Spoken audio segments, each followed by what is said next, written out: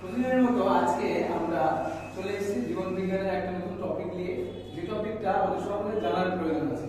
কারণ আমরা যখনই বড় হব, বড় হতে হতে যখন এই 9, 10, 11, 12 যখন পড়তে পড়তে যাবো, আমাদের এই টপিকটা কিন্তু খুবই গুরুত্বপূর্ণ এবং খুবই কাজের। চলে আসো আজকে আমাদের যে আলোচনার বিষয়ে আমরা এনেছি কোষ অর্থাৎ সেল। আর এই সেল আমরা যখন জানতে চাইছি, সেল কথাগুলি বলার সঙ্গে সঙ্গে আমাদের মনে একটা প্রশ্ন চলে আসে যে হঠাৎ করে এই কোষের আবির্ভাব কিভাবে হলো, কোন সময় থেকে আমরা শিখেছি।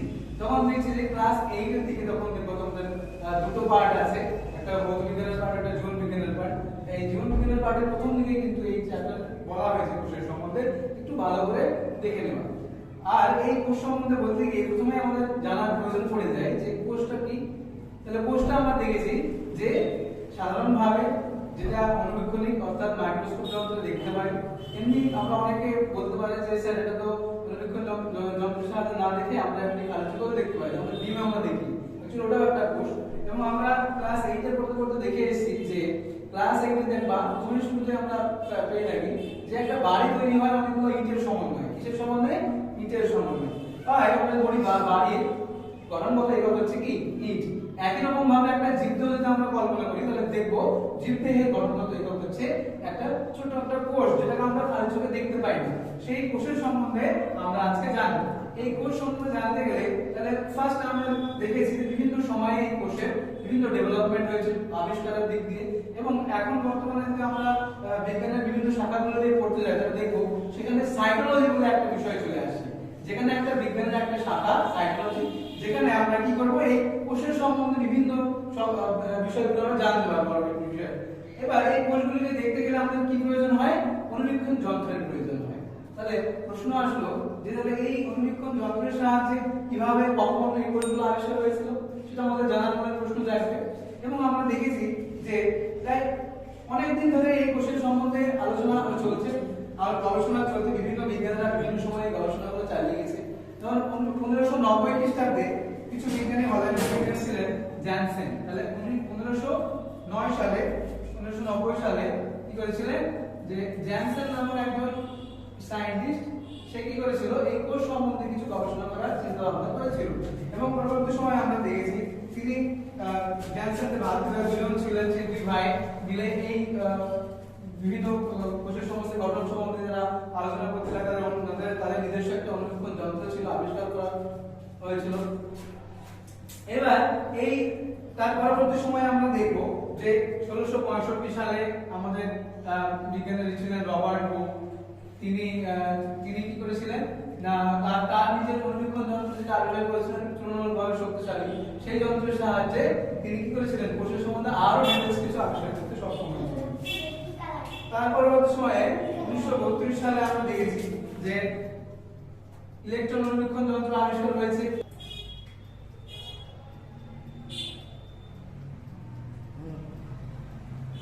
নল এবং রুস্কা তিনি কি করেছিলেন, কি করেছিলেন না ইলেকট্রন অণুবীক্ষণ যন্ত্র আবিষ্কার করেছিলেন, যার সাহায্যে আমরা এখন কোষের আরো বিভিন্ন বিষয়গুলোকে জানতে পারছি। তাহলে এই কোষকে আমরা বিভিন্ন সময়ে বিভিন্ন গবেষণা দেখেছি আর আমরা জেনেছি যে জীবদেহের গঠনগত একক হচ্ছে কোষ। এবং সেই কোষের সম্বন্ধে যখন আমরা আলোচনা করতে গেছি এবং এর বিস্তারিত যখন আমরা দেখব তখন আমরা পড়ব সাইটোলজি, বা যেটাকে বলা হচ্ছে কোষবিদ্যা, বলা হয় কোষবিদ্যা।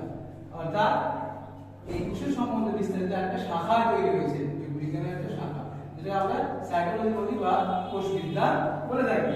আর এই কোষবিদ্যার আবিষ্কার আমরা দেখলাম, কোষের আবিষ্কার সম্বন্ধে বিভিন্ন তথ্যগুলো আমরা দেখেছি এবং দেখেছি যে এই কোষের সম্বন্ধে যখন আমরা বেসিক কিছু আকার আয়তন দেখেছি ক্লাস 8 এ যখন আমরা পড়েছি, তখন আকার দেখেছি, কখনো গোলাকার, কখনো লম্বাকার, কখনো ডিম্বাকার, কখনো স্ক্রুয়ের মতো বিভিন্ন আকার আয়তনের কোষের সম্বন্ধে আমরা ধারণা পেয়েছি। আর এই কোষগুলো আমরা যদি ভালো করে দেখি, ইলেকট্রন অণুবীক্ষণ যন্ত্র হোক বা সরল অণুবীক্ষণ যন্ত্র হোক বা যৌগিক অণুবীক্ষণ যন্ত্র হোক, সেগুলোর সম্বন্ধে তাদের একটা ডিফারেন্ট ক্ষমতা, তাদের ক্ষমতাগুলোর পার্থক্য আছে। যেমন দেখেছি আমরা সরল অণুবীক্ষণ যন্ত্রের ক্ষেত্রে দেখেছি, যৌগিক অণুবীক্ষণ যন্ত্রের ক্ষেত্রে আরো উন্নত হয়েছে, ইলেকট্রন অণুবীক্ষণ যন্ত্র আরো উন্নত। তাহলে যে অণুবীক্ষণ যন্ত্রগুলো আমরা আবিষ্কার করেছি তার সাহায্যে কি হচ্ছে আরো কোষের সম্বন্ধে আরো বেশি কিছু জানতে পেরেছি। এবার চলে আসো এই কোষবিদ্যার মধ্যে দিয়ে আমরা দেখি যে কোষের কি কি জিনিসগুলো আবিষ্কার করা সম্ভব হয়েছে। যদি একটা কোষ আমরা ভালো করে লক্ষ্য করি তাহলে দেখব যে বাইরের দিকে একটা কোষের কি আছে বলো, মেমব্রেন আছে, অর্থাৎ একটা পর্দা আছে। কি আছে? পর্দা আছে। এই পর্দাকে বলা হচ্ছে কোষ পর্দা। একটা পর্দা, কিসের পর্দা বলো? যেহেতু কোষের পর্দা সেই জন্য আমরা এটার নাম দেবো কি, কোষ পর্দা। এই কোষ পর্দা সম্বন্ধে আমরা ক্লাস 8 এ পড়েছি, যেমন যে কোষের বাইরের দিকে যে পর্দাটা থাকে সাধারণত তিনটে স্তর দিয়ে আবৃত, তাই না? তিনটে স্তর দিয়ে আবৃত। আর এটা আছে কি একদম যে পুরোপুরি ভেতর তাও নয়, একদম যে ভেতরে কোনো কিছু প্রবেশ করতে পারবে না তাও নয়, সমস্ত কিছুই প্রবেশ করতে পারবে তাও নয়। তাহলে কিছু কিছু জিনিস ভিতরে প্রবেশ করতে পারবে, কিছু জিনিস প্রবেশ করতে পারবে না। তার উপরে আমরা সেজন্য আমরা কি বলি, অর্ধবেদ্য পর্দা। এই পর্দাটার একটা বৈশিষ্ট্য দেখেছি আমরা যে এটা একটা অর্ধবেদ্য পর্দা, যার সাহায্যে কি হয় যে বাইরে একটা প্রোটেকশন তো পাই। তাহলে কাজগুলো যদি বলা হয় যে পরবর্তী সময়ে যে কোষ পর্দার কাজ কি, তাহলে আমরা কি বলবো যে বাইরের আঘাত থেকে রক্ষা করে, তারপরে কোষের নির্দিষ্ট আকার প্রদান করে, ভিতরে ছিদ্র থাকার জন্য, কোষের বাইরে থেকে ছিদ্র থাকার জন্য কি হয় পর্দায় ছিদ্র থাকার জন্য পার্শ্ববর্তী কোষের সঙ্গে আদান প্রদান করতে পারে। এইগুলো দেখেছি। নেক্সট আমরা দেখব যে এই কোষ পর্দার ভিতরে একটা, অর্থাৎ কোষ পর্দার বাদ দিয়ে ভিতরে যে অংশটা আছে ওটা একটা অর্ধতরল পদার্থ দিয়ে পরিপূর্ণ থাকে। এই অর্ধতরল পদার্থটার নাম কি বলা হয়েছিল বলো? অবশ্যই মনে আছে সকলের, সাইটোপ্লাজম। কি নাম দেওয়া হয়েছিল? সাইটোপ্লাজম।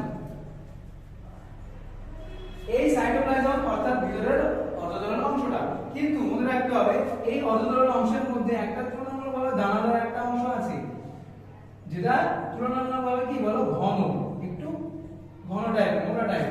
তাহলে একে বলা হচ্ছে নিউক্লিয়াস। কি বলা হয়? নিউক্লিয়াস। এই যে তিনটে অংশ আমি এখানে চিহ্নিত করার চেষ্টা করেছি, এই তিনটে অংশ হচ্ছে একটা কোষের মেইন একটা অংশ বলতে পারি। মেইন চারটে যদি তিনটে অংশ যদি হয় তাহলে সেটা কি, একটা হচ্ছে কোষ পর্দা, একটা হচ্ছে নিউক্লিয়াস, একটা হচ্ছে সাইটোপ্লাজম। এবং একটা মনে রাখার বিষয় অনেকে ভুল করে যে এই যে নিউক্লিয়াস আছে এবং এই যে কোষ আছে, এই ভিতরের অংশটাকে, কোষ পর্দার ভিতরের অংশটাকে আমরা একত্রিত কি বলবো? তখন আমরা বলবো যে নিউক্লিয়াস এবং সাইটোপ্লাজম এই দুটোকে একত্রিত আমরা বলি প্রোটোপ্লাজম। কি বলা হলো? প্রোটোপ্লাজম। মনে থাকবে। তাহলে যদি আমি বলি যে প্রোটোপ্লাজম কাকে বলা হয়, তাহলে বলবো যে একটা কোষের কোষ পর্দার ভিতরের অংশটা, যে তরলপূর্ণ অংশ বা যে অতরলপূর্ণ অংশ বলছি, যার মধ্যে একটা নিউক্লিয়াস আছে, সবগুলোকে একত্রিত আমরা বলবো প্রোটোপ্লাজম। আর সিঙ্গেল ভাবে যদি আমি নিউক্লিয়াস বলি, যদি বলো নিউক্লিয়াস তাহলে বলা হয়, তাহলে কি বলবো যে কোষ পর্দা দিয়ে আবৃত কোষের যে অর্ধতরল পদার্থ রয়েছে তার মধ্যে যে অংশটা তুলনামূলকভাবে ঘন, সেই অংশটাকে আমরা বলি নিউক্লিয়াস। আর এই কোষের আমরা যদি বলি যে সাইটোপ্লাজম কাকে বলা হয়, তাহলে কি বলবো যে কোষের ভিতরে থাকা, কোষ পর্দা দিয়ে আবৃত যে অর্ধতরল পদার্থটা, নিউক্লিয়াস বাদ দিয়ে যে অংশটা পড়ে থাকছে তাকে বলা হচ্ছে সাইটোপ্লাজম। এই সাইটোপ্লাজমের মধ্যে আমরা দেখব কোষীয় বিভিন্ন ধাত্র, কোষীয় বিভিন্ন অঙ্গগুলো ভেসে ভেসে বেড়াচ্ছে। সেগুলো আমরা পরবর্তী ভিডিও চিত্র দেখব। তাহলে আপাতত যদি এই জায়গায় আমরা আসি, তাহলে আমাদের মনে কিছু প্রশ্ন জেগে ওঠে। সেগুলো কি, যে কোষ কাকে বলে? এক নম্বর প্রশ্ন বলতে পারে যে কোষ কে আবিষ্কার করেছিলেন? আমরা দেখেছি যে সজীব কোষ, নির্জীব কোষের ক্ষেত্রে আমরা দেখেছি যেমন আমাদের রবার্ট হুক ছিলেন বিজ্ঞানী, তিনি 1665 খ্রিস্টাব্দে কি করেছিলেন, তার নিজের আবিষ্কৃত অনুবীক্ষণ যন্ত্রের সাহায্যে তিনি কর্কের একটা প্রস্তুতছেদ করে তিনি আবিষ্কার করেছিলেন যে মৌমাছির চাকের মতো, অনেকটা কেমন এরকম, ঠিক মৌমাছির চাক যেরকম হয়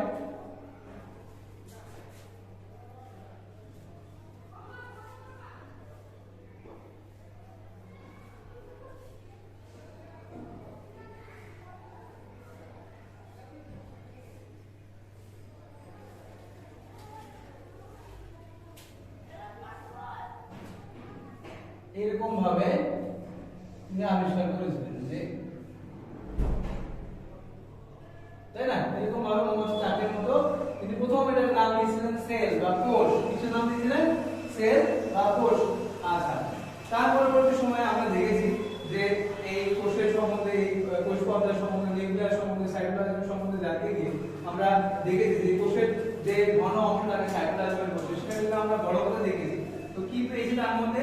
এক রকমের গঠন সম্পূর্ণ একটা অংশ পেয়েছি নিউক্লিয়াস। যদি আমরা বড় করে দেখি তাহলে বাইরের দিকে দেখবো একটা পর্দা আছে। কি পর্দা আছে? নিউক্লিয়াসের পর্দা আছে। সেই সিজনের নাম দিতে হয় নিউক্লিয় পর্দা। কি বলা হয় বলো? নিউক্লিয় পর্দা। এই নিউক্লিয় পর্দা আমরা দেখবো বাইরের দিকে আছে, তার ভিতরের দিকে একটা তরল অংশ, একটা অতরল অংশ পরিপূর্ণ আছে, নিউক্লিয়াসকে দেখছি আমরা।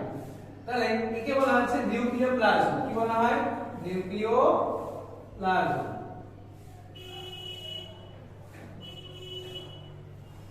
আবার এর মধ্যে একটা দানাদার অংশ আমরা দেখবো, যাকে আমরা কি বলবো? নিউক্লিওলাস। একটা আদর্শক কোষ যদি আমরা ভালো করে দেখি, তাহলে এই বৈশিষ্ট্যগুলো আমরা দেখতে পাবোই। আর এর মধ্যে কিছু জালের মতো, সুতোর মতো কিছু অংশ একটু পিছিয়ে পিছিয়ে থাকে, যারা জালের মতো অংশ বলে বলা হচ্ছে নিউক্লিও জালিকা। কি বলা হয় বলো? নিউক্লিও জালিকা। এই যে নিউক্লিয়াসটা আমরা দেখলাম, একে কোষের মস্তিষ্ক বলা হয়। কি বলা হয়? কোষের মস্তিষ্ক। মনে রাখো যে কোষের মস্তিষ্ক কাকে বলা হয়? পরীক্ষা আসলে আমাদের বলতে হবে যে আমাদের কোষের মধ্যে থাকা সাইটোপ্লাজমের মধ্যে তুলনামূলকভাবে ঘন অংশটিকে আমরা বলবো কোষের মস্তিষ্ক। কারণ কি? আমাদের মস্তিষ্ক আমরা দেখি সারা শরীরে যাবতীয় কার্যগুলোকে নিয়ন্ত্রণ করে। ঠিক একই রকম ভাবে একটা কোষের মধ্যে থাকা নিউক্লিয়াসটা কিন্তু এরকম ভাবে সারা শরীরে এই যে কোষের সারা একটা কোষের যে যাবতীয় কার্যকলাপ সেগুলোকে নিয়ন্ত্রণ করে। শুধুমাত্র এটা বেসিক জিনিস, বাইরের দিক দিয়ে আরো ভিতরের দিকে আমরা যাবো, নেক্সট ভিডিওতে এরকম দেখবো।